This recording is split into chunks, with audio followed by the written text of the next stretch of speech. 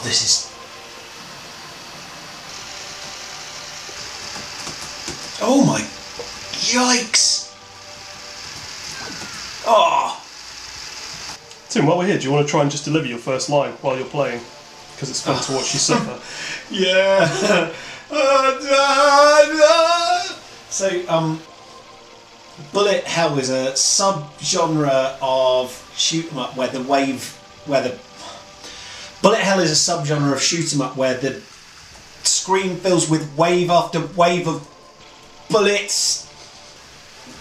Oh God! Oh my Lord! Oh, sorry. Oh man! Oh no! It's horrible! It's horrible! Bullet hell is a sub-genre of shoot 'em up where the screen fills with wave after wave of projectiles. Dense, complex patterns of ordnance squeeze players into tiny, shifting zones of safety. Yet, the onslaughts are often strangely hypnotic. Multicoloured geometric firework displays, radiant blossoms, vast pillars of light. The Japanese name for the genre, danmaku, comes from the words dan meaning bullet and maku meaning curtain. Together, by analogy, they mean barrage. But I like that etymological root, bullet curtain. It sounds like rain, or the way snow falls so thickly sometimes that outside feels like a room.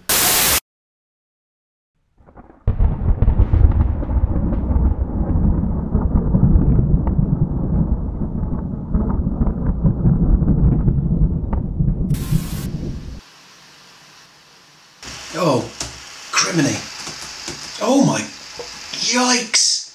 It speaks to a contradiction in the genre. Bullet hell games are meant to overwhelm. They flood you with threats, more than you could possibly monitor, until your brain just shorts out and your ability to cope goes through a series of cascading failures. In aviation, they call this task saturation. Faced with a panel of blinking, beeping instruments, dials and gauges, messages from air traffic control or your co-pilot, pilots can get so overwhelmed that not only can they not take on any more, but they start to get worse at routine tasks. Tasks that should be easy, tasks they've done 1,000 times. Their brain hits a tipping point and just starts going, no, no, no, and shutting down.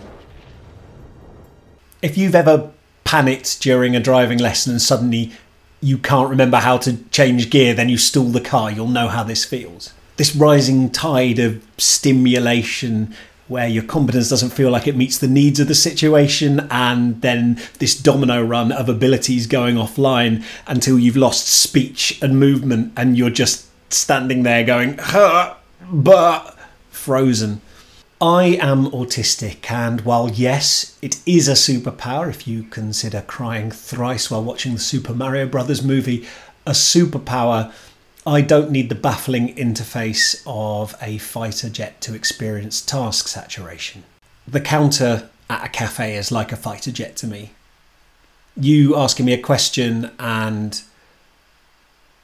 at the same time I remember the old Sega Donkey Kong clone Congo Bongo, and then that makes me think of the old dexterity board game Bongo Congo, and then I'm remembering the advert to that, not the American advert, the British advert's theme tune, and I'm kind of singing it in my head. We meant the most coconuts, Congo Bongo, the game for cheeky man, and you're Tim!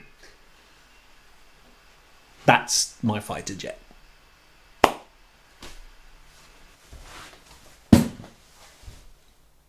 I'm not even joking. There's a reason why autistic people often eat the same food over and over. Deciding what to eat when there are so many options and variables can feel so overwhelming. I'll often feel this rising panic. Because choosing one thing excludes like 50 others, then you've got to take into account preparation time, nutritional value, taste, will I like it? Is it balanced, set against other things I've eaten that day or that I'm going to eat later? Is it using up something my family wants? And while this process is going on, I'm getting hungrier and losing time out of my day. And on bad days, sometimes I'll just eat porridge for all 3 meals because it's quick, it's filling, and it spares me the Mach 3 barrel rolling onslaught of data and choices. But I said bullet hell is a genre of contradiction. That's because the challenges in a bullet hell game are tightly curated. There's always a gap in the barrage of missiles, a means of shooting back. This has been true right back to games like Robotron 2084, games that aren't bullet hell per se, but have the same mood, the same manic intensity. The game simulates input crush, makes you feel completely overwhelmed, pushes you right up to the edge until suddenly you realise, wait, I don't need to track all this data. The only variable that matters is me. To fans of the genre, bullet hell can induce this hypnotic state of hyper-competence. Time slows down. The gap between thought and action is obliterated. You become an expression of pure instinct. The first time I experienced this was, of all places, Super Mario Land on the Game Boy. When you reach the final boss, Tatanga, the 3-channel stereo soundtrack climbs, then he unleashes this fusillade unlike anything you've encountered. As a child, the first time I faced this, I got creamed. The sheer volume of bullets, the movement of Tatanga's ship, it felt like falling through a rotten bridge into ice water, getting ambushed by paparazzi and trying to work the main range in a busy restaurant all at the same time. Then came this moment. I was about to face Tatanga. I felt my adrenaline surge and my focus narrowed to just me and the sky pop. That's the name of Mario's aeroplane, by the way. It never really became a staple of the series. I realised I didn't have to watch Tatanga. I didn't even have to watch all the bullets. I just had to watch me and make sure I was always where a bullet wasn't. And the fight began. And it was magical. All at once I was dancing round the bullets effortlessly, slipping through the seemingly impenetrable Danmaku like a needle through a silk sheet. Tatanga didn't stand a chance.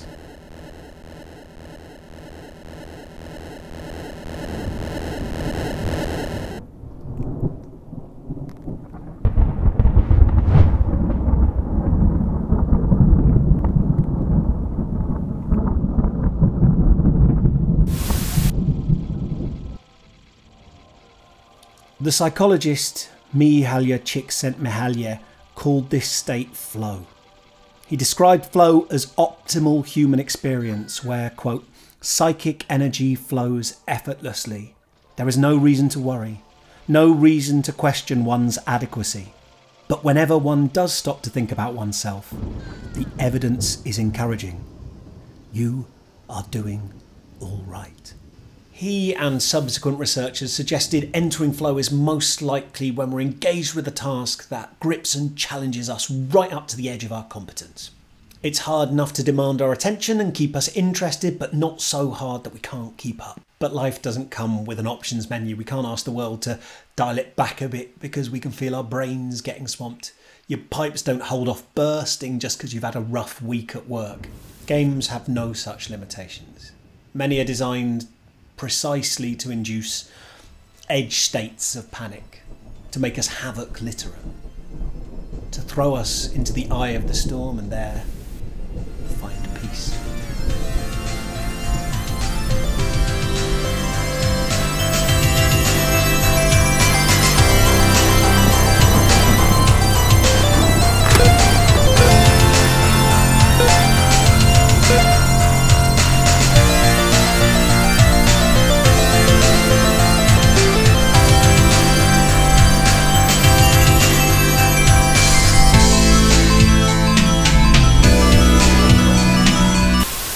Bullet is a real-time puzzle game for 1 to 4 players that takes between 15 minutes and half an hour. Each turn, you're going to draw tokens from a bag that represent bullets raining down on you.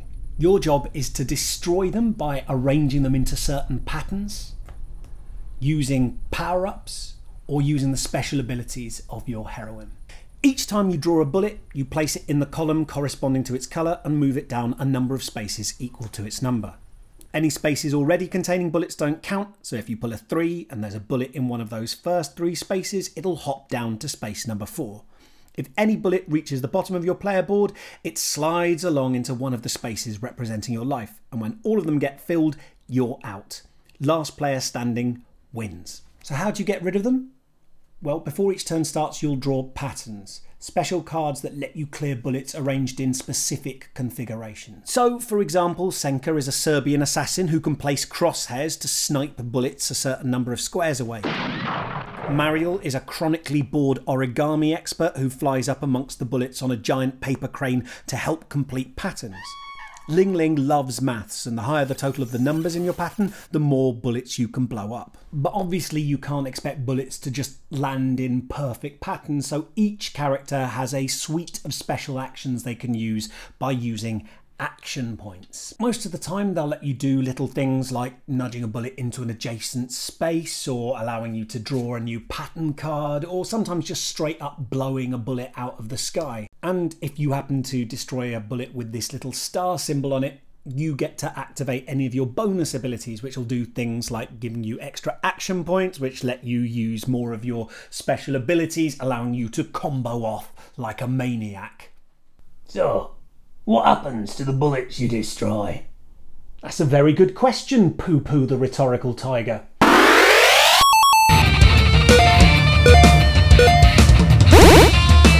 In the multiplayer battle royale mode of the game, every bullet you destroy doesn't go back in the box, but into your next door neighbour's incoming pile, ready to go in their bag for the next round. So, if you have a really good round, your neighbour's about to have a really bad one. I guess you could say one good turn deserves another. What, you think we're doing a co-presenter bit now? Is this like a funny little moment to you? I'm trying to do a serious video about neurodivergence. At the end of each round, the intensity track nudges higher, increasing the number of bullets you'll draw next time. If a player's knocked out, that bumps it up a step too. Now, given all this, I could still be describing a sedate little puzzler, an absorbing, cerebral experience of bag management and forward planning. And the reason it doesn't feel like that at all is because all of this takes place in real time with a 3-minute timer. The moment the 3 minutes is up, you can no longer use abilities and you can no longer play patterns from your hand to clear bullets. You just have to place all the bullets left in your bag one after another, and you can do nothing to stop them. The first player to place all their bullets for the round and finish taking actions gets first dibs on a lovely marketplace of power-ups.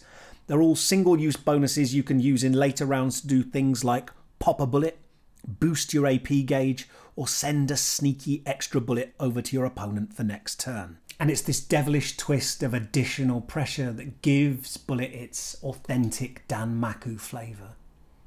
The time limit isn't tight, especially in the opening rounds where you haven't got many bullets to place, but just knowing the clock is ticking gives everything an additional edge.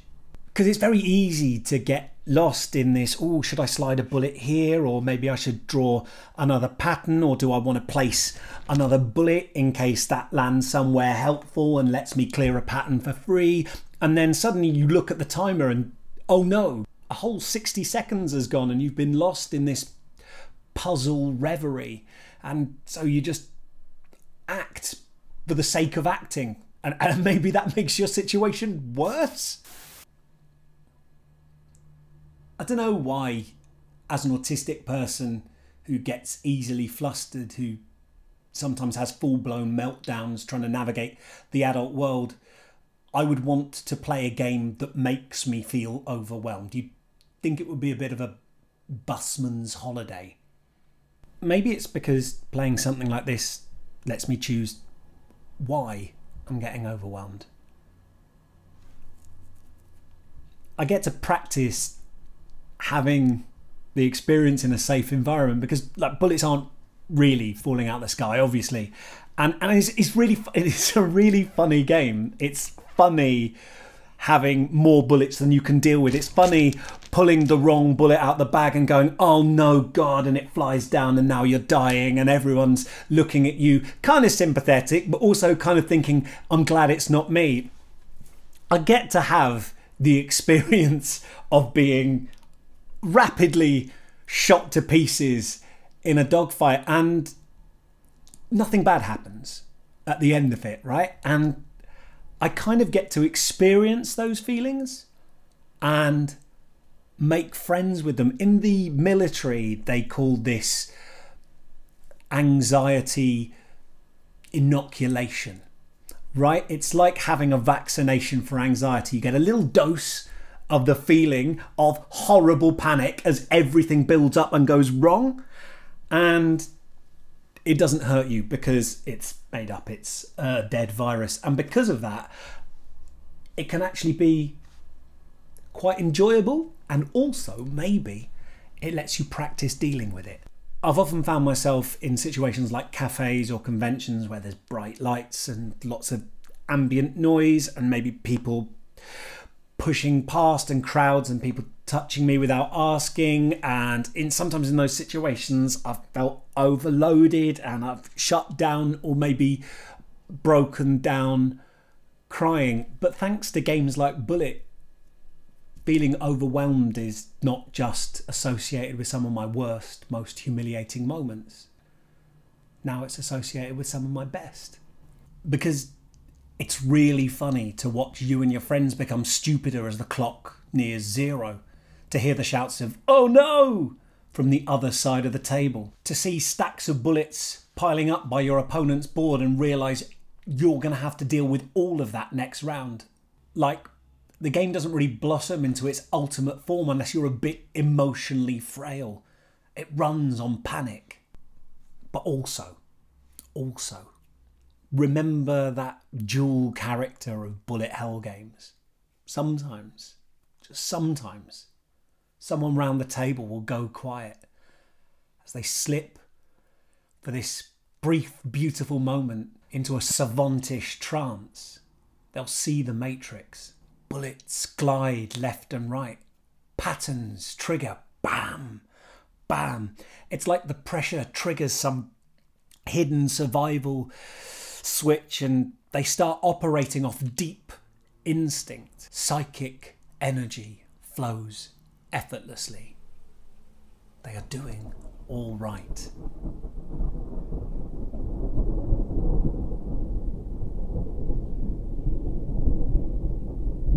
If you don't like the idea of a battle royale, there's also a cooperative mode where you team up to fight one of the other heroines in their special boss form. As well as a special ability, each turn you have to match a special boss pattern, otherwise they do something nasty to you. All bullets you clear get sent to the boss where they're used to smash the boss's shields. If you destroy all the boss's shields, then whoever's left alive wins. I really like Bullet. It's quick and silly, but it's not slight. It feels very different to a lot of games out there. It's kind of like Terror Bingo, except instead of dabbing for an extra £100 grocery money, you're desperately trying not to die. The asymmetry in character powers keeps things fresh. Just be aware that some are much, much harder to pilot than others.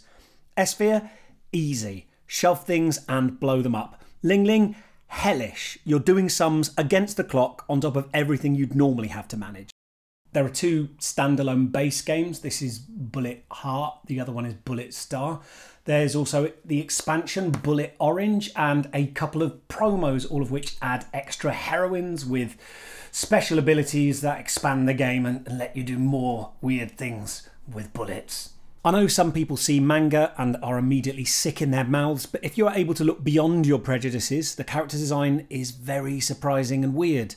One heroine is part triangle. One is a cat. One is a 300-year-old something Korean ghost. Oh look, she's in a wheelchair. That's a bit of representation for you. I wonder what her boss mode is called. Hell on Wheels. NANI?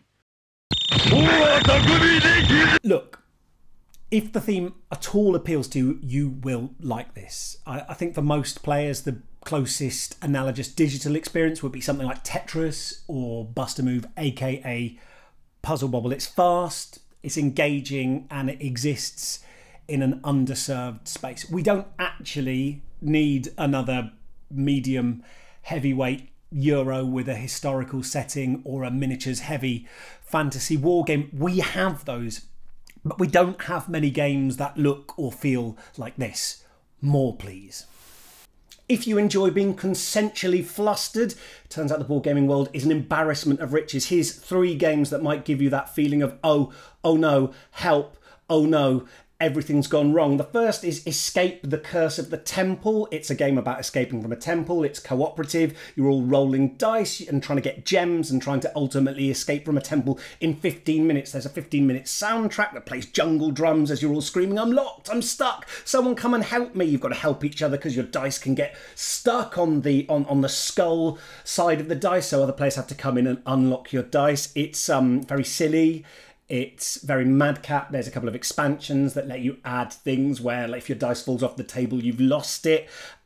I enjoy it a great deal. It's definitely the oldest of these games, and a lot of people know it, but I think it's stuck around for a reason. One of which is that because it's 15 minutes exactly, that's the timer, you know how long it's going to take, so you can fit it into an evening quite well. It is noisy, so you can't play it when some people have gone to bed because you will wake them up. The next one is Fit to Print. This is the newest of these 3, and it's a game about various woodland creatures running competing newspapers. It plays like a mix between the old board game Scoop, which I used to love when I was growing up, and something like Galaxy Truckers. You're all working against each other and against the clock to grab articles that are all face down tiles in the middle of the table and fit them onto your front page. You play it over 3 days, Friday, Saturday, Sunday, with the newspaper getting bigger, and so the choices you have to make get harder.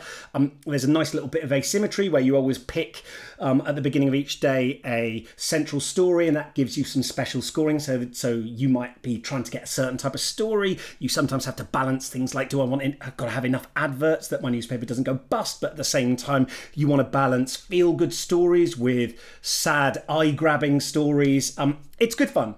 It is hard. I felt very, very flustered playing this.